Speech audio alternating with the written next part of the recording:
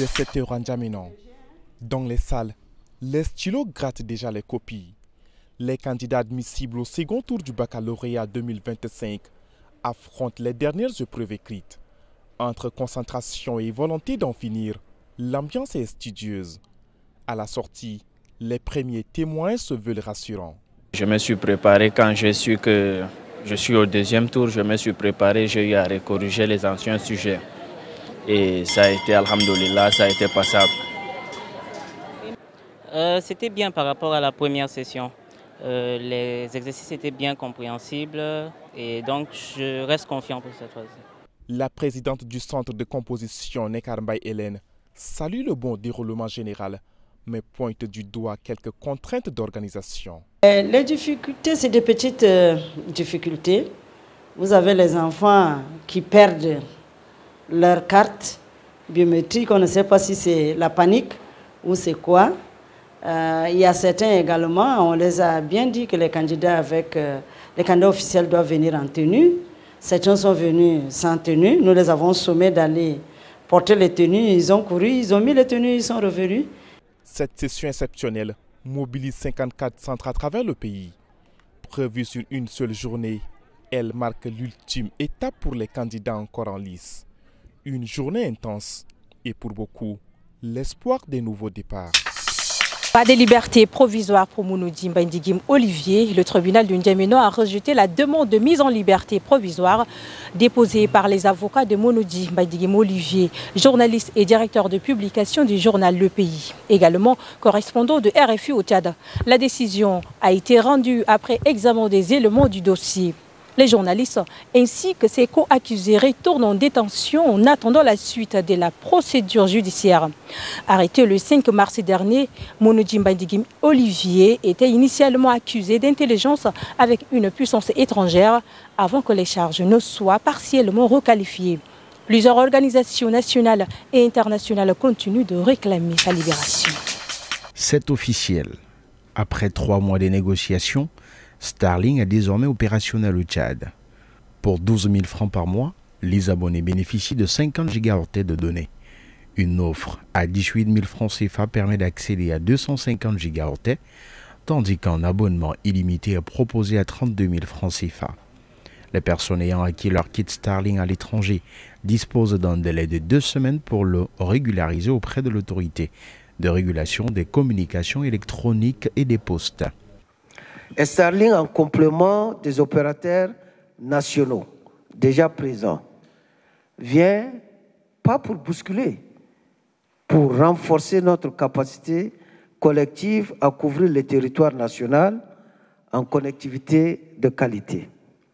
Même dans les zones plus reculées, grâce à l'Internet et Starlink, ce sont des milliers d'opportunités économiques, éducatives et sociales qui s'ouvrent désormais aux jeunes, aux femmes, aux entrepreneurs, aux écoles, aux centres de santé et toutes les communautés rurales.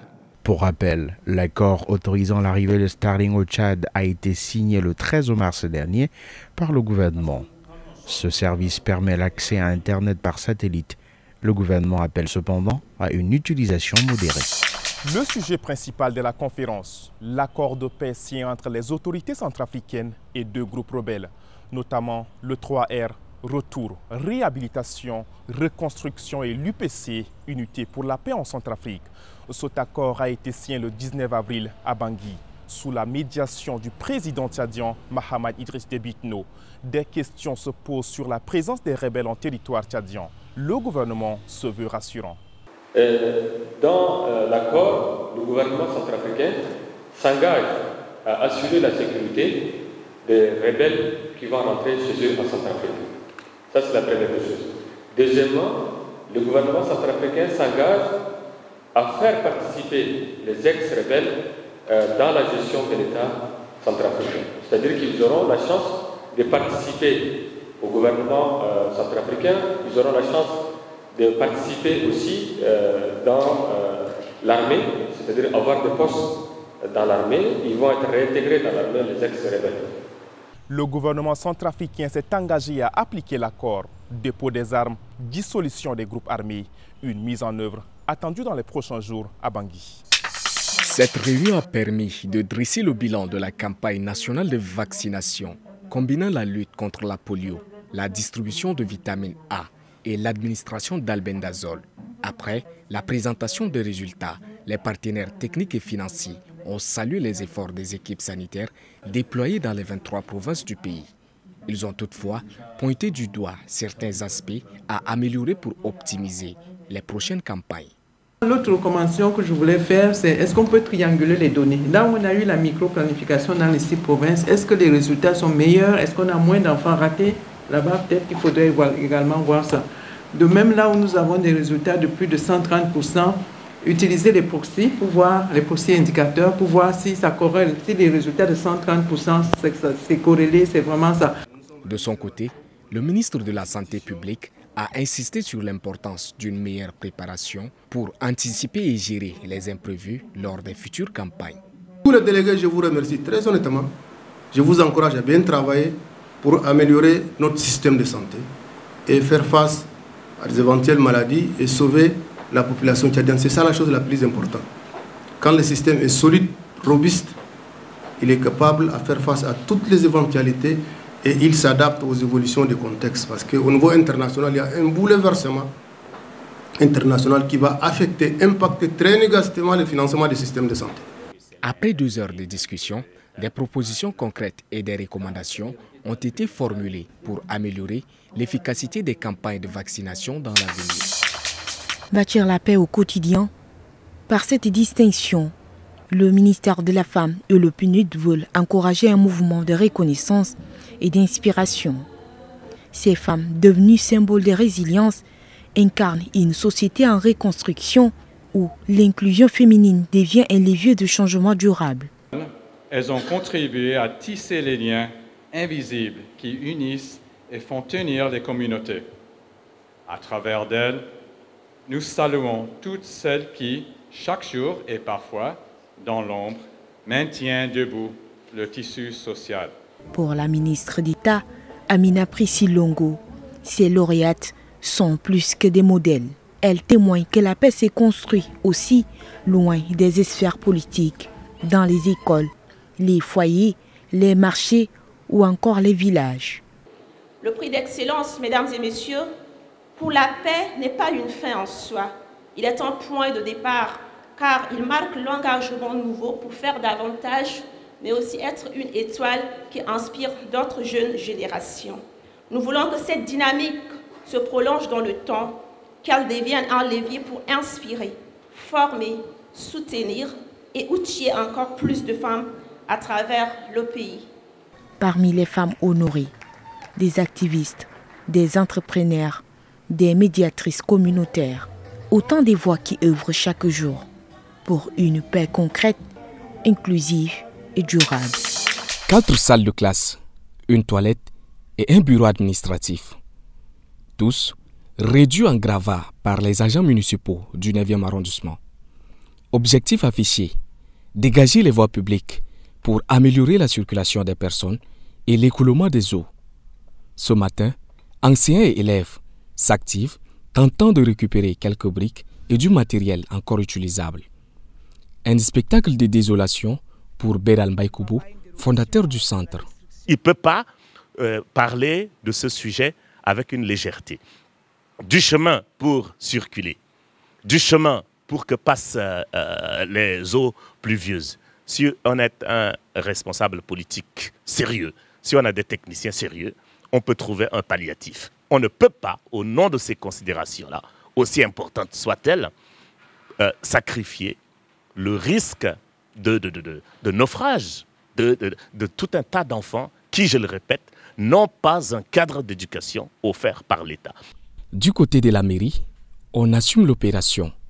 Le maire affirme qu'un préavis a été donné depuis 7 mois. Les rues sont déjà badigeonnées en 2023, en 2024, en novembre 2024.